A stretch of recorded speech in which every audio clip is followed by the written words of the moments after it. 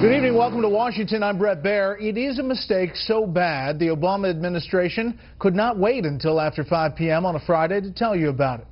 The government said this morning it sent almost 1 million ObamaCare subscribers the wrong tax information. That means delays in filing and delays in getting desperately needed tax refunds. ObamaCare is already providing a much more complicated tax season for millions of Americans. Correspondent Peter Ducey is here with tonight's top story about a disturbing bottom line. HHS, we have a problem. 800,000 healthcare.gov customers were sent faulty forms with tax figures representing this year's premiums instead of last year's. How did this happen? One official says, quote, "We are looking into it."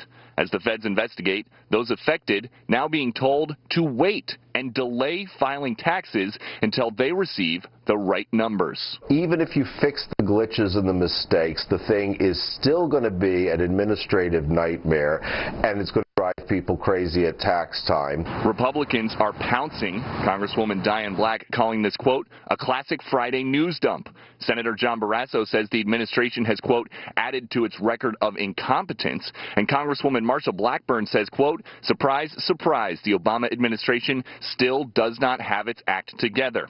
This seems like a big problem, but White House officials insist that in the big picture, not a big deal. It's a small percentage of overall tax filers. We're talking about less than 1% of people who file taxes.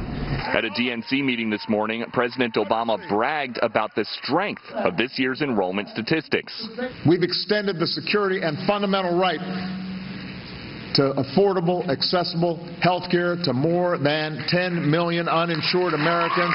But what a difference 3 days make, because that 10 million figure is significantly smaller than the one he used on Tuesday. 11.4 million people have either re-enrolled or enrolled for the first time.